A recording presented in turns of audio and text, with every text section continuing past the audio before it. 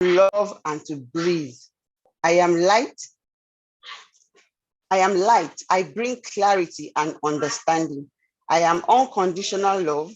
I love because it is who I am, and I am an example on earth that God exists. Wow, that is wonderful.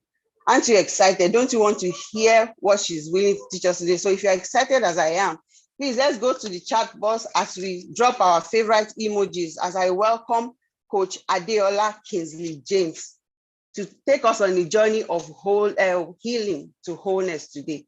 House of Saviours, please let's drop our favorite emojis as we welcome our speaker today.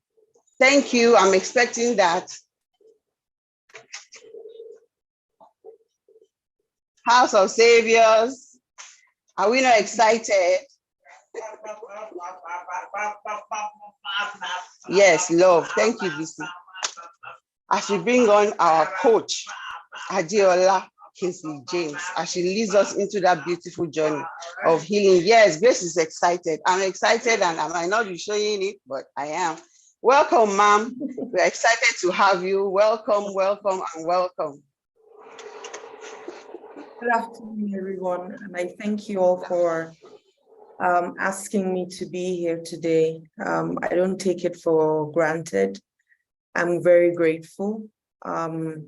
I think for me, any opportunity to be able to share my heart, gives me a huge measure of joy. And yesterday when I was called to say, please, can you jump on? I said, well, I have things I'm doing, but hey, because I'm also very obedient to the Spirit, I allow things flow, even if it's not something that I'm able to do at the time. And so I'm grateful to be here sharing today.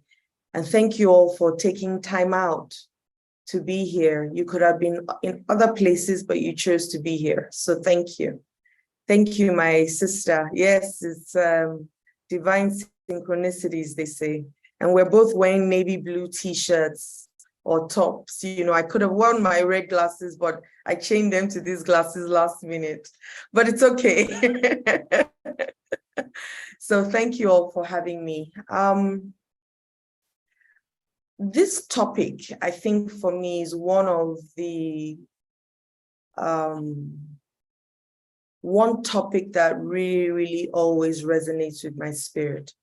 And it's something that I'm very passionate to talk about because, even with a house full of therapists and coaches, we know that we might still be dealing with certain things that we haven't touched.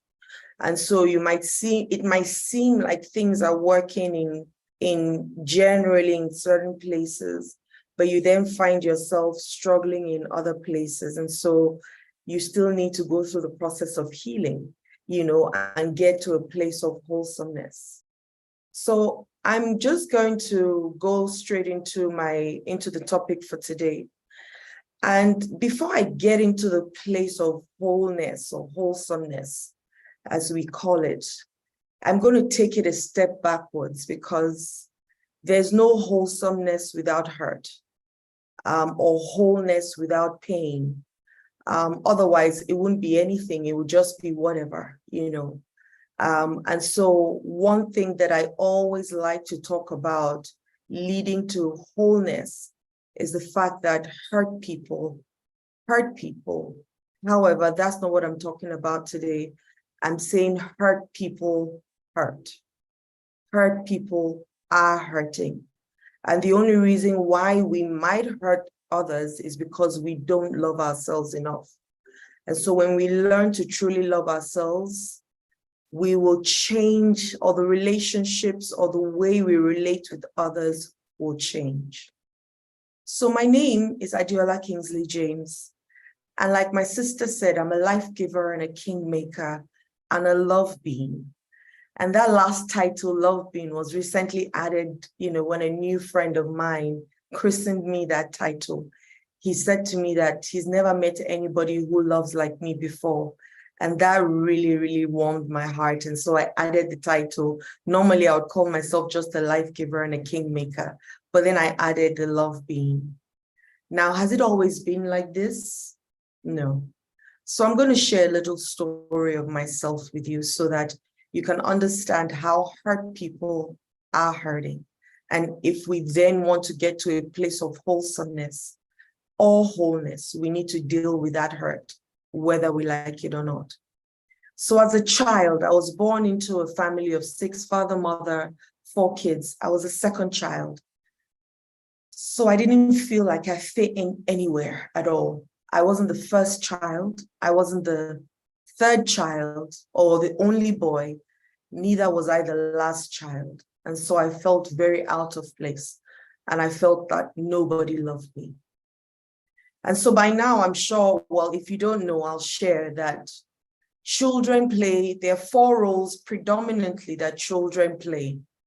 The first role is the sickly role.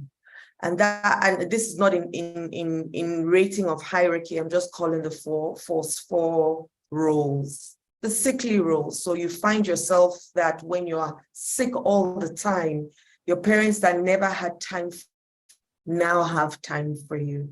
And so you're consistently ill, and you carry that sometimes into adulthood, and it never leaves you. So you're always sick because that's how you get attention. The second role is the brilliant role. The first time you came back from school and you had good grades, everybody was all over you. And so you think, aha, so now all I need to do to get attention is to get good grades. The third role, the downside to that, however, as you grow older, is you want to be the best at everything, and you become so competitive that you forget yourself and you're only gunning for perfection. And that doesn't exist. We know that by now. The third role is the carer role.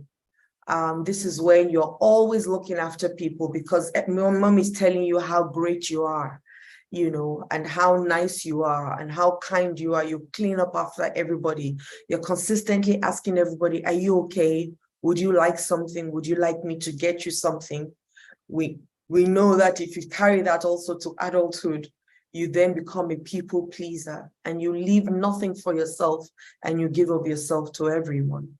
And the last role is the rebellious role. And this is the child that once you say go left, that child is going right, because daddy that never had time for me or mommy now have time to beat me. Now, at that time, they're not thinking that beating is a negative thing. As long as they're getting attention, they're happy with it.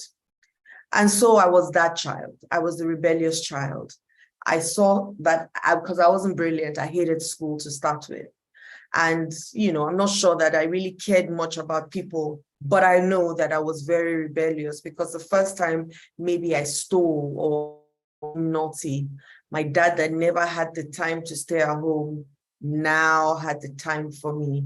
Now, the downside to that is that that child wants to take power off the adult. And that's exactly what I wanted to do. I consistently wanted to make my father, especially my father, because my mother was cool. But I wanted to show my father that I was a step ahead of him at every point in time. And if I was telling him anything, I wasn't asking him, I was telling him. You know, I was not that child that you would say, oh, please, I want to go somewhere. No, and if I say I'm doing something, is either I've already done it or I'm about to do it, and it doesn't matter what you think. And so my dad and I butted heads a whole lot because I was a girl, once again, and I did all the things that I was asked not to do. You know, I stole, I would lie, I would run away from school. I hung out with boys, and especially the bad boys, you know, where, you know, they're doing all kinds of things. And that's where I feel like I was one of those fortunate girls that never got raped, because I spent a lot of time with boys. And like I said, some dangerous boys. You know, I grew up in Festac Town. And if you know anything about Festac Town, there were a lot of naughty boys, and the naughty boys were my friends. Now, my father's response to my behavior was beating. He would consistently beat me, you know. That was his answer to everything, everything. Unfortunately, the moment that I found out that marks dissolve on my skin, that was the last time I was afraid of cane. because all you need to do is cane me. After 1 week, I will rub Vaseline on it and it will dissolve. And that was it for me. So my parents were losing me day by day. You know, sometimes I used to wonder if my father was my father. It got to a point where I became a topic of conversation in my family house, where people would say, oh, my father doesn't know how to beat. I am a champion beater. When I beat her, she will know that there is somebody that can beat. And so I remember one day my auntie was beating me and I was covering my face because I never used to cry. Also, you can beat me for days, I won't cry. But if I know that you're the kind of person that will not stop beating me, if you don't see tears, I most likely will spit in my hand and put it in my eyes and fake a tear. And you will think I'm crying and you might stop. But this particular day, I said to my auntie, I said, as you are beating me, your body will pain you and I will not help you massage the body. Oh, you can imagine how she felt about that. So I got all the names, Aje, Osho, Emere, Mami Water, all the names you can imagine. And I'm yellow again. So I must have come from the ocean, you know. And of course, this hardened me more and more. And so I grew up because I heard so many people say how useless I was and a black sheep. I grew up believing that I could do no good and I will be nothing and nobody. I literally was forced to go to school every day. I would come up with one new thing or the other. I think at a point, my dad would say, if you're going to die in school, go and die in school today, but you're going to go to school. So I barely made it out of school. I struggled to get out of school. You know, I felt very useless and I had no faith in myself. And I'm sure, well, I believed at the time that nobody had faith in me also. You know, I was that child that they would take from place to place, family to family, cousin to cousin, auntie to auntie, and then they will send me back home. You know, sometimes they will lie and nobody will ask for whether they were lying or not, or my own side of the story, and they'll just ship me back home. And then my father is thinking of where else he can ship me to because he couldn't handle his responsibility with me, you know. And he also thought that I would rub off on his other wonderful children. So I needed to be in other places aside home. So I grew up very, very rebellious, like I said. Now, when I got to university, I realized that being rebellious didn't serve me any longer. And of course, I wasn't an, you know, I mean, you can get to a point where you become, because you want to keep getting attention, you start to do all kinds of things, you know, addictions with drugs and all those things. Fortunately, I wasn't that adventurous, but I hung out with people who did those kind of things. And so I dropped that role of being a rebellious person, and I picked up the carer role. Because as humans, we all desire connections. And we will find it however way we can. And so I then saw that whenever I did things for people, I got attention. So I became a people pleaser. I became a saver. I called myself Jesus's younger sister. And I was a Voltron defender of the universe because I formed the head. And so I faced battles, like I said, of feeling unwanted, unseen. I didn't know who I was. I didn't know what I was on earth for, and why I was placed with a family that didn't love me. I didn't know where to turn to. I didn't know how to find myself. And I didn't know what I was going to do with life. I mean, I remember when I was getting into university, I was put in computer science. And after a couple of, I think my first term, I sat down with my dad and I said, do you want me to stay in school for 4 years or 8 years? And my father said 4 years. I said, then I need to change my course. And he said, okay, change your course to what? I said, I don't know. I hadn't thought about it to that point. So I said, let me go and do some research and come back. So of course he thought I was very unserious, which I really was, because, you know, I was just going through the phases and I was living up to the name that people had called me. And so I did a bit of research. I looked at literature. I thought, too many books. I'm going to throw that away. So I put that in the dustbin. I thought, okay, maybe mass comm. Then I saw again, too many books. I don't want to read too many books. I just want to coast through school, barely make it out, and just carry on with my life. And then eventually I saw theater arts. I said, okay, dancing and clapping. I'm already a natural dancer. How hard is it to clap? So I went back to my father. I said, Daddy, I'm ready now. He said, so what do you want to do? I said, I want to do theater arts, creative arts. My father said, never, ever. I said, why? And this is a man that pioneered television to a large extent in this country. And my father said, no. So I thought to myself, how can you say no? Where this is something that, I thought you would be excited about. My father said to me, you've never shown any interest in the arts whatsoever out of all my children. So I feel like you are doing this because you're looking for the easy way out. Do you think I was going to admit to it? Of course not. So I said, no, I'm passionate about theater. I really want to be an actor. And, so eventually I spoke to somebody who spoke to somebody who spoke to somebody, and the person eventually spoke to my dad. And my dad eventually grudgingly agreed that I should study theater arts. And he put me in the hands of his friend then at Unilad. My first year, I really struggled because like I said, now, theater arts wasn't one of the cool courses. All my friends were in Bizard or law. And so I was hardly in class. And I think when I saw my third term exam, it kind of hit home in a different way, because I thought to myself, how would I be able to explain to people that both your parents are in the television industry and in the creative sector and you failed? So that, I think, changed something in me. And I thought to myself, okay, let me at least give it my best shot. And if my best shot is not good enough, then at least I've tried.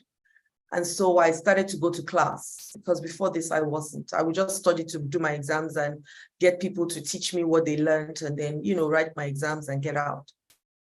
So I then started. So I got into the groove of it, let me say, and things started to change for me in terms of what I was studying. Now, let's fast forward to the person that I ended up getting married to. Remember, Saviour? So I married a widower who had been a great friend of mine before we got married, actually. We're friends before he lost his wife.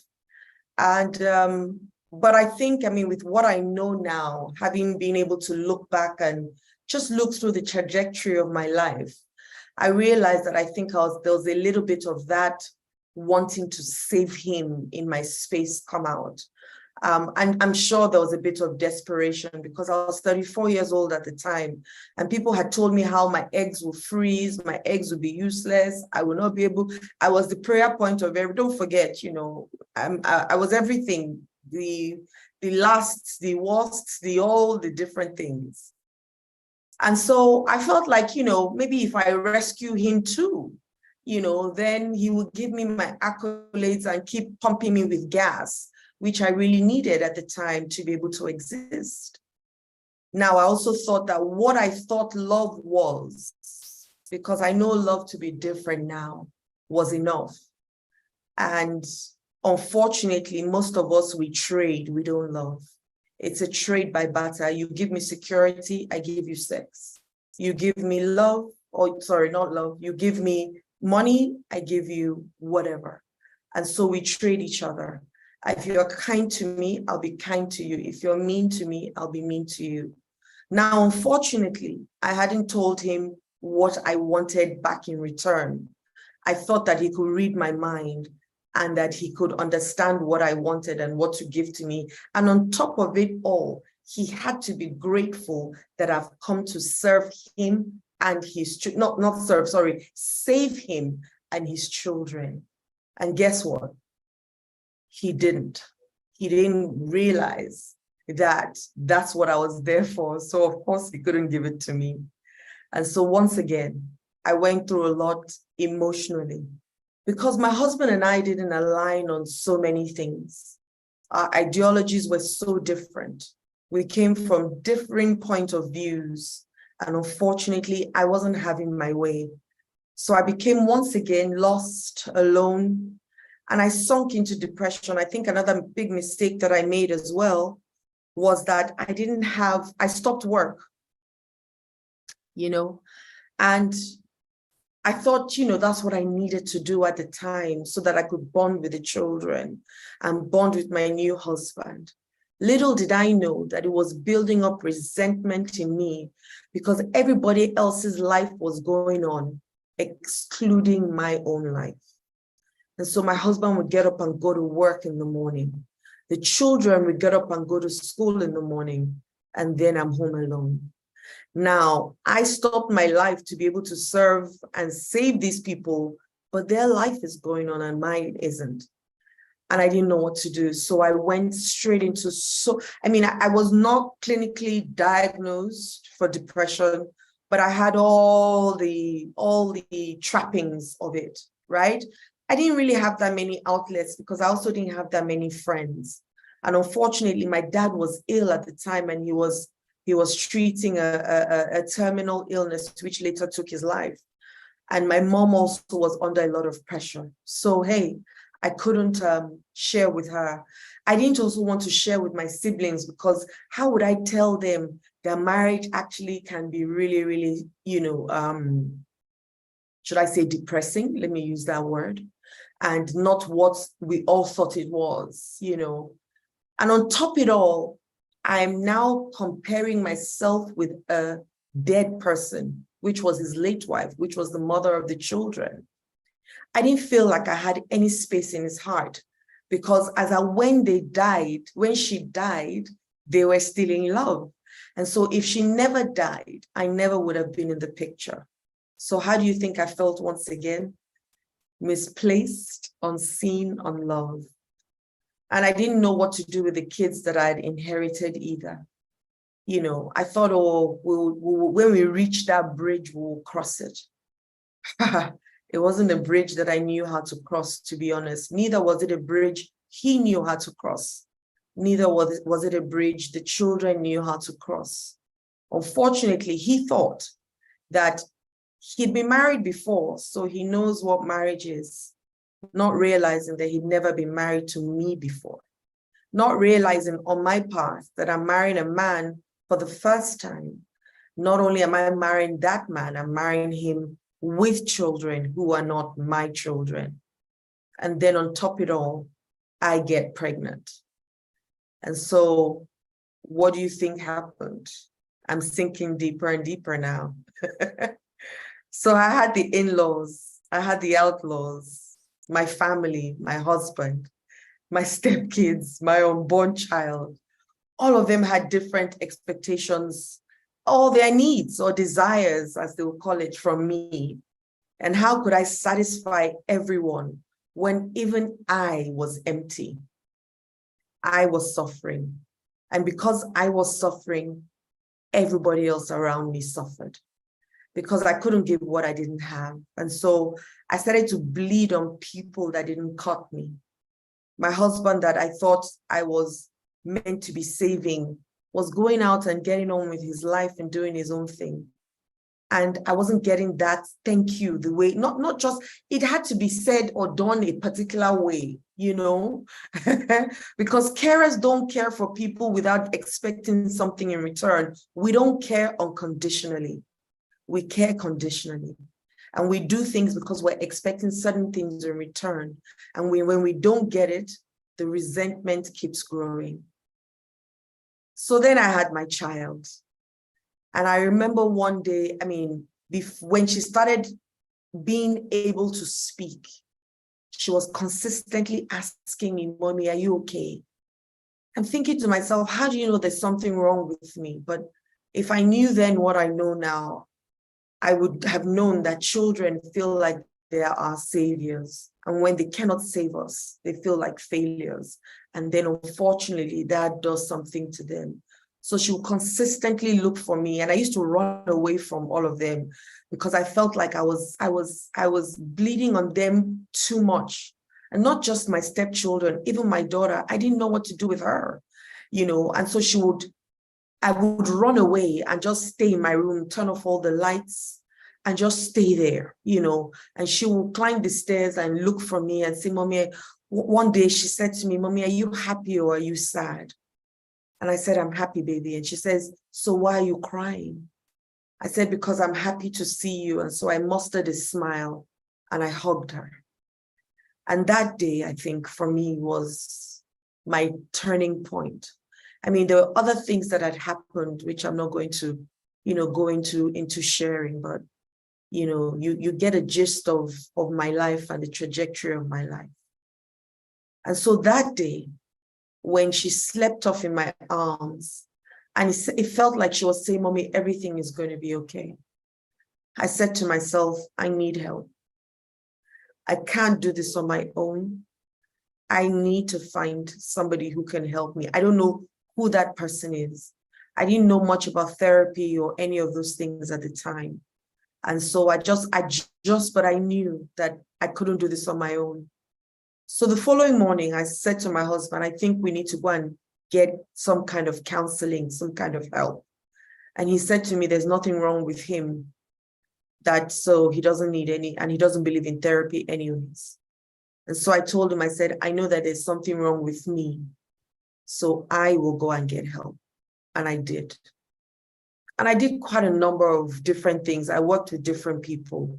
I didn't really find that many people locally at the time, especially speaking to stepmothers. I didn't find anybody speaking to stepmothers to start with in Nigeria or Africa. I decided to spread my tentacles to America and all of that. And I found groups, but they were all bitter. And I was done being bitter, And so I pulled out of it and I decided to seek other help. And I remember, first line of real deep coaching, should I say, was with Lisa Nichols. I also went to meet PF2 at some time to say, look, I don't know what's going on, but I know that I need to sort myself out, but because I don't like where I'm at. I mean, I'm already on the ground, so I don't know what else I'm going to do, but I need to do something fast. And so, like I said, I did a couple of therapies here and there, but I kept on still saying to myself, there's more. Like, I know that this is working a little bit, is moving me maybe from 0.1 to 1.1, but there's still there's still that emptiness and that depth of feeling unloved. And I don't know what it is. And so there was a lady that, I met, working with Lisa Nichols. Her name is Danita. I reached out to her on Facebook and I just said to her, there's a peace that you have that I desire. Do you have a community? Do you have a place that I can come to? Do you have people that I can listen? I don't care, just help me before I wreck myself completely. And so she said to me, she smiled and she said, can I call you? And I said, yes. And she called me and she said, look, I don't have a community, but I'm a rapid transformational therapist. I said, what is that? And so she told me and she said, and I can help you. And then she said, but you would have to do hypnotherapy. I said, never. Now, where I come from, hypnotherapy is demonic. Even meditation, we're still trying to tell ourselves that meditation is good. It's also demonic. So she laughed and said to me, well, think about it and come back to me and let me know what you think. I can do other things with you, but this will change your life forever. So I gave it a couple of days of thinking about it. And eventually I said to myself, look, you're already on the ground. How much lower can you go? And so I said, you know what, I'm going to reach out to her and I'm going to do that session with her. And she told me, look, we either will do 1 session or 3 sessions, depending on what shows up for you. And I'm going to share one of the scenes that I saw in my sessions with her. I'll just share one. And in one of the scenes that I saw, I was in my mother's womb. And I heard my mother tell somebody that she wanted me to be a boy. And she hoped I was a boy. And so I then realized that even before I came into this world, I was already unwanted because my mother wanted a boy. And then I show up as a girl. And so that, empowering that unborn child and empowering me changed my life forever. And when I came out of the session, like I said, I would only share one of the scenes. I thought to myself, and ideally, once you're done with the sessions, you'll be given a recording that you listen to that is meant to just, inspire and empower you. And in 1 month after that day, I literally was singing a different song. I couldn't believe it. Like I said, I'd done other therapy sessions. And so I thought to myself, if this could have helped me this much, imagine how many other people I can help. And so I decided to train for it. And here I am today. So that unwanted, unborn child was empowered and my life transformed totally. So do I know what it feels like to be lost, alone, not fitting, confused, and unseen? Yes. And will I do everything I can to help others out of this place to find themselves into wholeness and wholesomeness? Yes. But for us to get there, I said something earlier on. I said, if you never heal from what hurt you, you will bleed on people who didn't cut you. Now, a lot of times, because we cannot say how we feel, we become certain kind of people. So because you cannot say, I feel weak, I'm sad, I'm fearful, I'm powerless, I feel humiliated, I feel rejected, abandoned, in pain, shame, guilt, dependent, we then become hostile, we become controlling, we become punishing, we become judging, we become resentful, we become withdrawn, we also become dishonest amidst so many other things. And the last one is that we become very, very fearful. Now, one thing I learned in my journey of that word fear is that, and I'm sure a lot of people here know and have heard this, the acronym means false experiences appearing real, even when they're not real, right? I created my own acronym for it, and I said, face everything and rise. And so because I changed what that word meant to me, things started to change for me. Now, every time you find yourself raising your voice, being afraid, anxious, you go through depression, panic attacks, they all stem from fear. And I'm sure there are so many other things. Some people have heart palpitations, some people sweat, some people have loose bowels. It's all from a place of fear. And what do we then do with that fear? It is down to the story that we're telling ourselves. And most times it's a story that we're telling ourselves of the past, because every past leads to fear in the future. And what is our brain's job? It's to take us away from pain and lead us to pleasure. And so you hear people say, like, I will never fall in love again. I will never give myself of somebody again so that they will hurt me. Some girls will say, I will never have female friends because what girls have done to me, I can't. Or some people will say, I will never forgive. Some people will say, I will never ask for help because I don't want to be turned down. However, is that the real situation? I don't think so. So some facts that I learned in my journey, and this is leading me from that place of hurt now into the place of wholeness and bliss, I would call it. I put down a few facts, and those facts were nothing means anything except the meaning you give to things. Like I said, fear can mean false experiences appearing real, or fear can mean face everything and rise. It depends on how you look at it. Another fact that I learned also is nothing is good or bad. Everything is just the way it is. However, you place a label on anything and everything based on your nature and nurture. Another fact that I learned also is there's no objective truth. Everything is subjective, subject to who is saying it, subject to who is listening. Another fact that I learned also is that you can believe in a lie until it becomes true. because we live in what we know until it becomes our own. Another fact that I learned was that we are creators. What are you constantly creating is the question. Another fact that I also learned was whatever you focus on, you get more of. And last but not the least is that true love binds, fear separates. So anything that is born out of fear, I say, has not got God in it, because God is love. Anything that separates is not God. And that's why I go as far as saying that religion is not God, because religion is one of the most separating things you would ever come across, because I am always better than you. And definitely for me, that's not the God that I serve. So what new story will you start to tell yourself to yourself and tell others about yourself?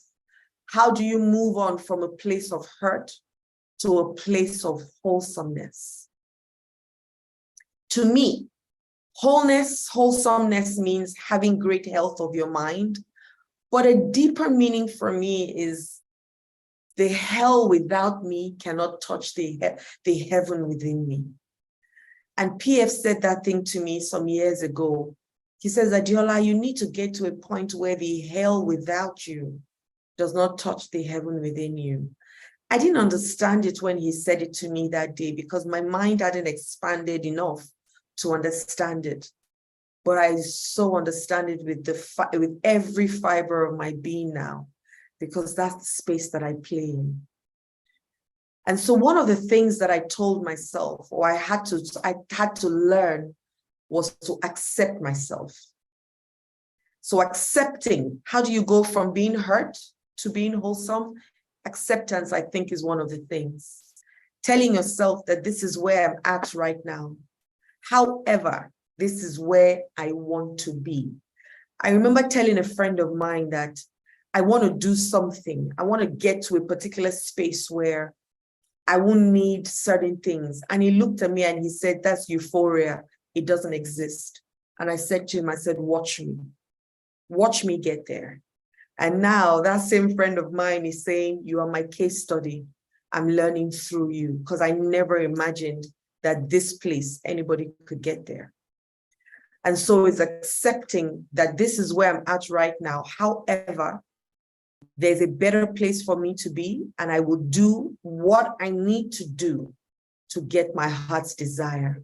So you accept yourself, you love yourself, and you keep moving forward.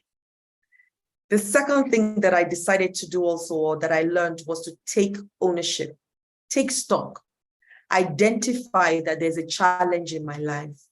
And that challenge, I needed to get help because I couldn't do it on my own. And the truth is, nobody can. It's called a blind spot for a reason. You could have checked everything out and you think everything looks good. However, there's certain spots that you cannot see. And only somebody on the outside who sees a bigger picture can see it and help you. So I had to understand that. I had to tell myself, Adeola, you don't know anything. You don't know anything to be pessimistic. You now want to learn. What do I need? What do I need to do? Who do I need? I knew definitely therapy was one of the first things that would help me. I knew that consistency also had to be my right-hand man. Prayer, I know, is great. I did pray, but I also realized that prayer is not enough. You know, God created doctors for a reason. And I ask people, if you're sick in the body, who do you go and see? They say doctors. Okay. If you're sick in the mind, who do you go and see? God created therapists for a reason. So allow them do their job, right? And I dare say, everyone needs therapy. Everyone. I speak to people who have been in the industry 20, 30 years, and they still say to me, my mentor, my coach, my therapist, because everybody needs it. Once again, you can't see the outside. Someone on the outside would help you. Another thing that I learned, or I taught myself, or I did for myself actually, was to create an empowering identity for myself. Now, what is that? This is who you say you are to yourself. Because it doesn't matter what anybody calls you. What you tell yourself is more powerful. Just as if you do not have an identity, you would answer to anything anybody calls you. So what do you then start to call yourself? If you heard in the beginning, they said, I introduced myself as I am light, I am air, I am unconditional love, and I'm an example on earth that God exists. So it doesn't matter what you call me. What I call myself is more important than what you can ever call me. What I say to myself is more important than what you can ever say to me. Now, people don't know how important this is. It's like building a brand. When you want to build a new brand, you sit down, you have nights where you sit down with either a team of people or yourself, you choose colors. You say, this is what this brand represents. This is the vision. This is the mission. This is the value. This is what we're going to do. That's what creating that identity for yourself is. It's not a passing by statement.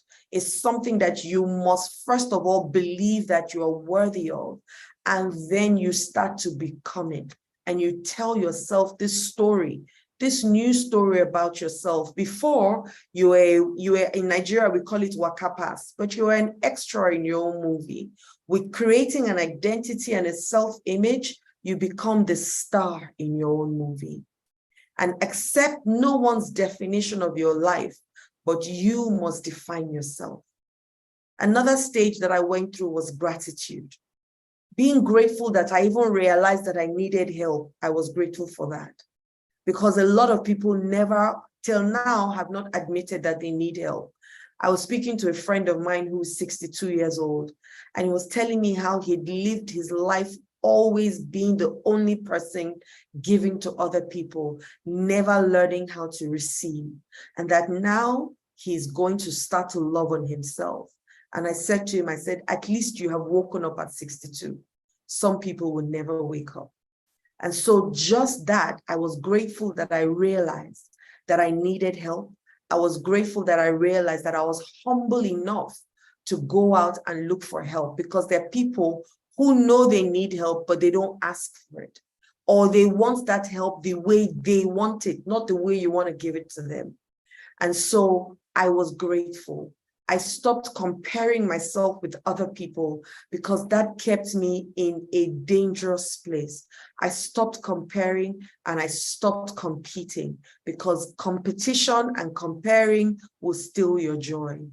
Yesterday, I was with my mother, and she looked at me and she said, "You inspire me." I said, "Really?" I said, "Why did you say that?" She first said, "You amuse me." I said, "Oh, really? How?" She said, "No, that's actually not the word. That you inspire me." And I said, "Why do you say that?" She said, "Because you have gotten to a place of absolute freedom." I said, "Why do you think that?" She said, "You have gotten to a place where it doesn't matter what anybody thinks about you. The only person you're concerned about is what you think about yourself." And I wish I can get to that spot. And I smiled and I said, "You're getting there.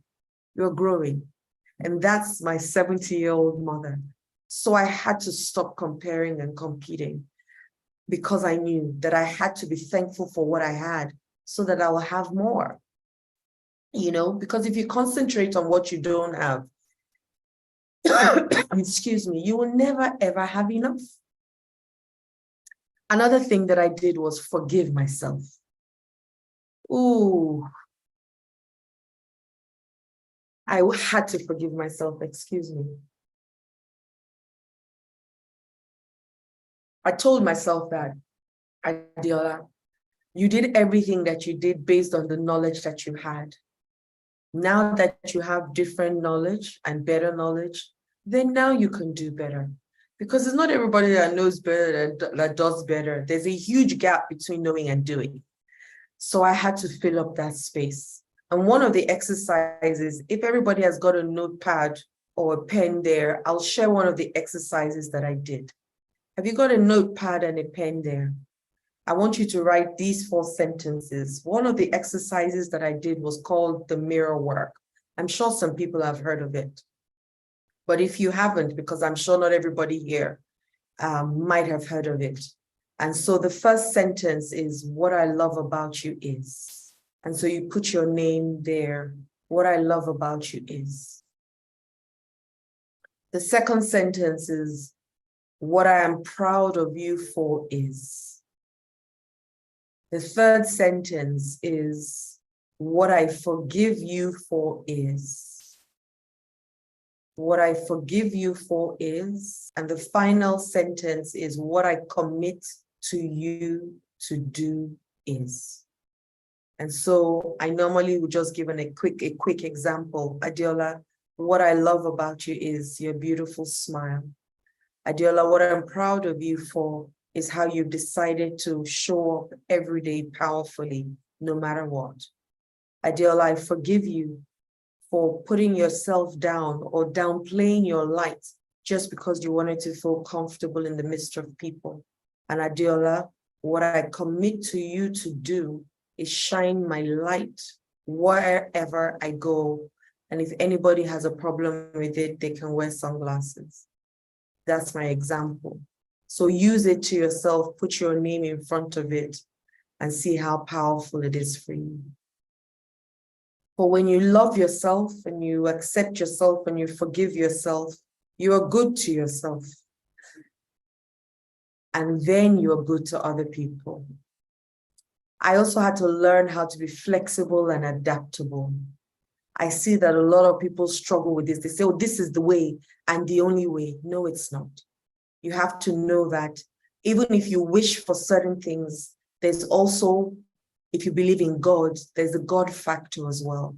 If you believe in divine synchronicities and the universe playing up for you, then you know that sometimes you will wish for certain things, but it may not be the best for you at the time. Your benevolent Father will give you exactly what he thinks you need at that time. So you have to be flexible. If you create a goal, for example, and you say in 3 months I must achieve it, and you don't achieve it in 3 months, then shift it to 6 months. Why put that pressure on yourself and say, no, it didn't happen in 3 months, and so I'm a failure? You're not. Maybe you just chose an unrealistic time. Do you want to move it further and keep working at it? Yeah. So I learned to be very flexible and adaptable with myself. I learned grace and ease, how to be easy on myself, how to take time out to be kind to myself and love myself. If you hear in the mirror work, what I love about you is I did it I still do it now, but I did it as an exercise for 6 months. I found 7 things that I loved about myself, 7 things I was proud of myself for, 7 things I forgave myself for, and 7 things that I committed myself to do. And I told myself every morning in front of a mirror, and I told myself every night in front of a mirror looking into my eyes. And so that I started to reduce the inner critic, because we all have it. We're the biggest critics of ourselves. So I started to reduce the inner critic in my head and increase the inner cheerleader. And so even when I do make mistakes, I will say to myself, it is what it is. Now that you know better, you can do better next time. I removed, and maybe I haven't removed it 100%, but 90%, I removed the word should from my vocabulary, because should is very blameful and it puts you in a state of guilt. Oh, I should have done that. I should have called him. If I called him, or, but I could have called him. I changed my should to could. I could have called him. So since I could, I still can. And so I pick up my phone and call the person. So I started to love on myself. I know I was asked maybe about a week ago by somebody, and he said to me, what are the things that you regret that you have done? I said, nothing. I regret nothing that I do. I've done it. I own it to my full chest. If I feel I can do it differently, I'll do it differently. If I don't, then I don't. I mean, I can't. If it has to do with another person, then that's even worse, because I can't control what other people do. But as long as it's up to me, I would always love on myself and give myself grace and ease. Another thing that I also learned, that therapy is is the foundation of building a house. It's not, I see people that say, oh, don't worry, one session, I just need one session and it should fix it. In fact, some people think that the first hour of speaking, doing a clarity call with you, that's the end. They're now okay. So they're not actually looking for a solution. They're just looking for something at that period in time to just ease whatever is doing them, and then they're out again. But I learned that therapy is only the foundation of building your house, is that solid foundation. What do you then do to now keep growing and getting better and better? I call it mastering yourself. What do you now do? Because I'm not trying to master anybody. I'm not trying to be 2% of anybody else, but I want to be 100% of myself. So I want to keep growing. I want to keep filling my cup up, so that I give from my overflowing to people, not from my cup. Because we know once you stop growing, you start stinking and then you start dying. So you want to be in consistent growth, because that's the only way you want to learn. Then I started to do a lot of imagination, as far as your eyes can see. I would close my eyes and just imagine. And fortunately, imagination is free, which is really good. So I will spend time recreating the negative hurts into what exactly I want right now. I found myself, and this tool saved this, but this is another tool that also saved my life completely. I would literally have a quarrel with my husband or anybody, and I'll put down the phone if it's on the phone, and I will imagine the best conversation just happened between me and that person. And I leave myself with that emotion, because your mind doesn't know the difference. And then the last but not the least, I guess, was meditation. I'm a hypnotherapist, so you can imagine what I do.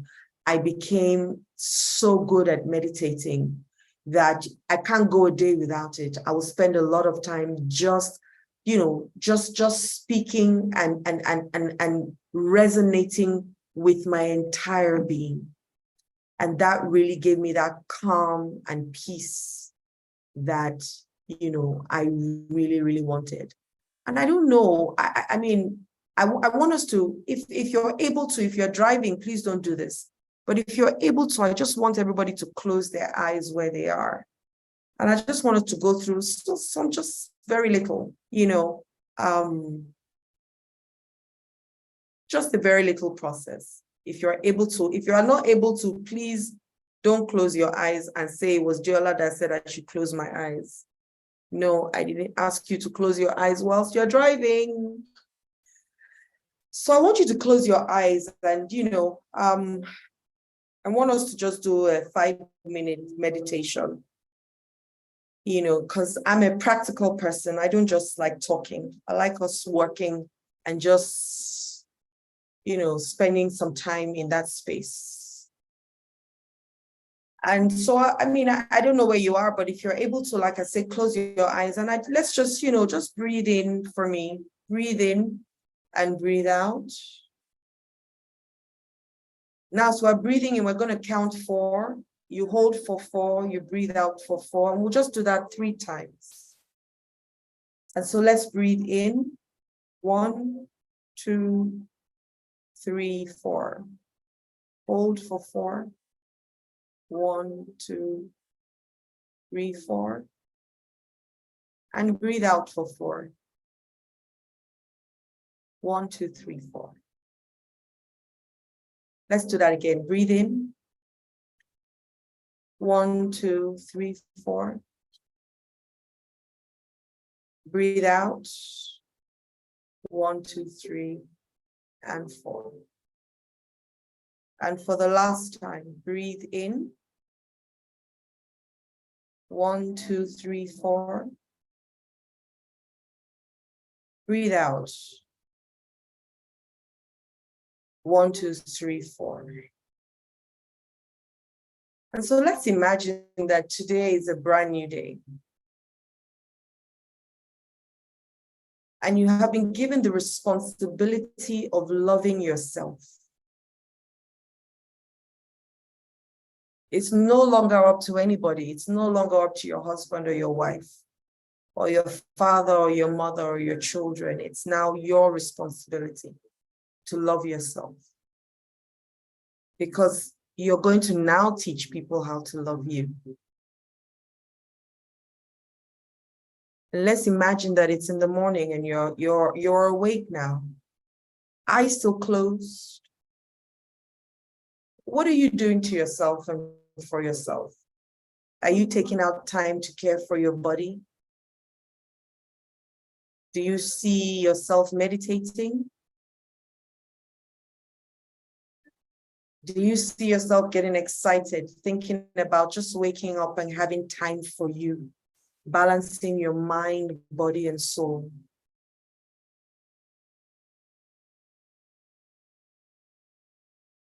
How do you feel within yourself? Do you feel incredibly gifted and talented?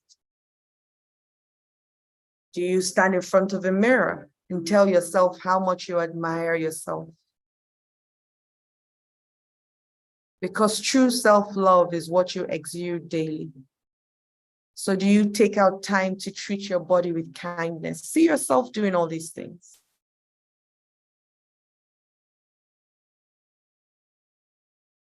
Do you eat healthy? Are you thrilled to discover new and delicious healthy meals for your body? Are you an athlete, strong, energetic, sexy, fit?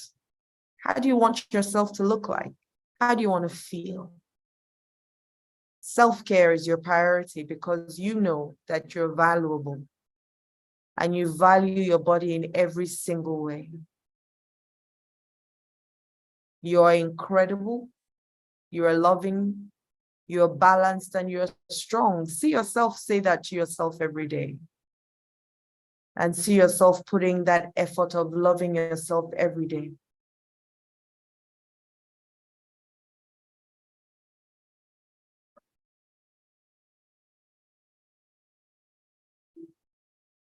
I want you to imagine now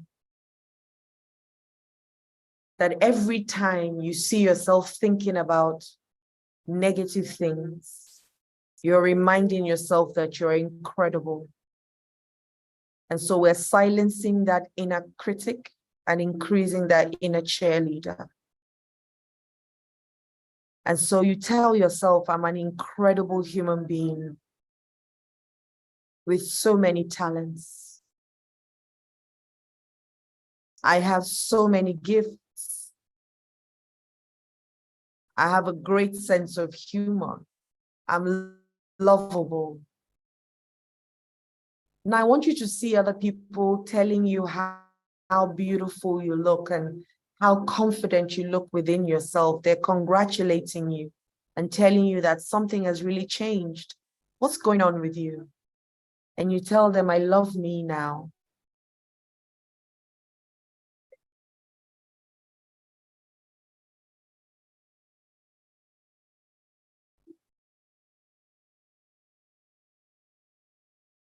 And every day you do this to yourself, you remind yourself of how phenomenal you are and how powerful you are and how exciting you are.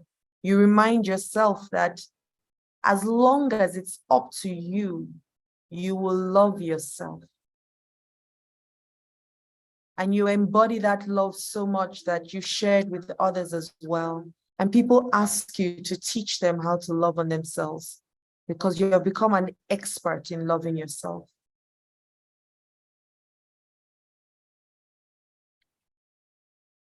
And I want you to see how you tell yourself this every day. You are now your greatest fan. You are now your greatest cheerleader. You remind yourself that you are worthy. You remind yourself that you are beautiful. You remind yourself that you are enough just the way you are. You remind yourself that you are incredibly valuable. And you value your gifts, you value your body, you value your mind, and you value everything that you bring to this world. You are proud of who you are.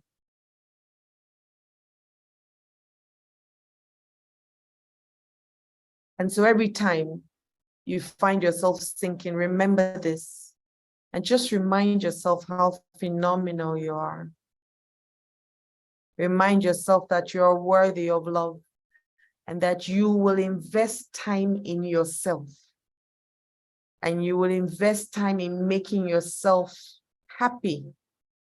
You will invest time in praising yourself, because that's the most important praise that you desire. You just think you want it from other people, but you don't need it from other people. And so you're becoming an expert in praising yourself. And you praise yourself in the morning, you praise yourself in the afternoon, and you praise yourself at night. You pride yourself in praising yourself always. And there is peace within you. And so I'll count you back out from 5 to 1, and 5, 4, 3 to 1, and you're becoming aware of where you are again.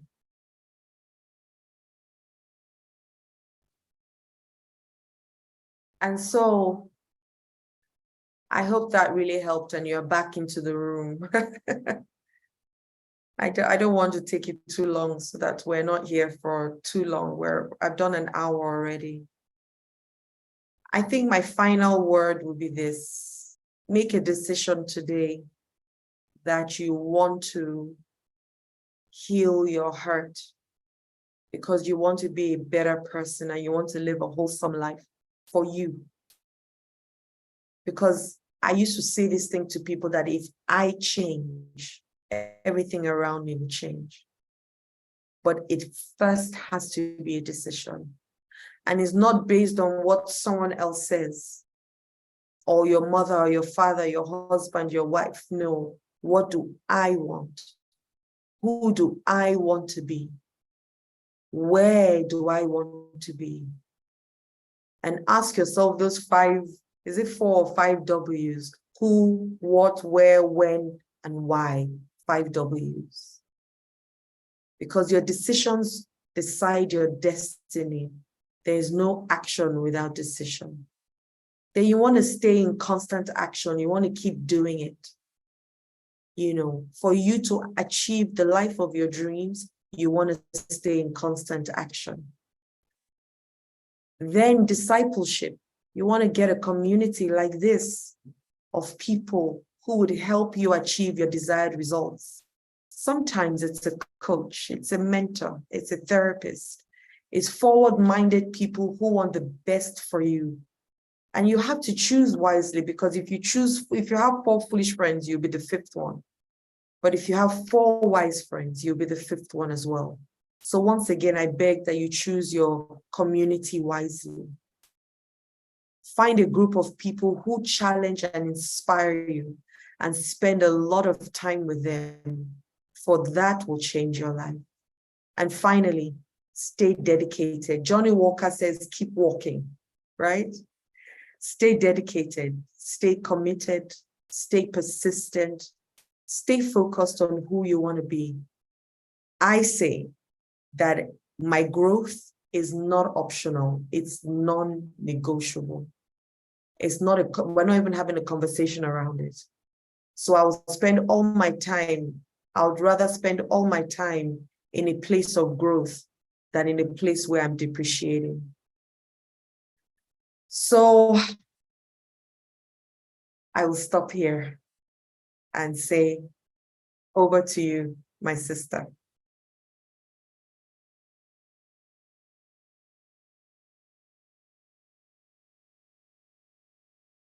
Yes, Timulala, are you there? The 4th one is what? Wow. Thank you very much. Wow. House of Saviours, please, let's say thank you for this session. This is an amazing session. You know, when I came on, I was like, why am I not so excited? Then I was second guessing myself. I was like, what's happening? But I kept having this feeling that this is a solemn session. And when everything started, I got it. that I don't need to second guess myself. Yeah, I was having a thought some days ago that everybody I meet, especially every new person, I'm going to ask them, how do you show yourself love? How do you self-love? So that I can add to the list of my own, so that it can be a big book of showing myself love. Everything you have said is just about loving ourselves, accepting ourselves. It is an amazing session. Thank you very much. Thank you. You have blessed our hearts greatly. Thank you. Please, if this is Thank apt you. for you, please type apt in the comment section. This is apt, very apt for me. Thank you very much for sharing. Thank you for giving from the depth of your heart and being so vulnerable. Wow, your stories are quite relatable. Thank you, thank you, thank you from your heart. God bless you. I don't know if we can take one question. If anybody has a question, I know we are running late, but can we take one question, please? If you have a question, please, could you drop it in the chat quickly so that we can let her go? After this session, we need to take it all in. Please, does anybody have a question for her? Okay. I think we are all still taking it in. So, and this session is a gift we have that will keep giving. So if you have someone that needs to hear this, let them head over to YouTube and soak it in. It's a word in season. God bless you, ma. Thank you very much. Thank you, ma. Wow, House of Saviours, we have been blessed today.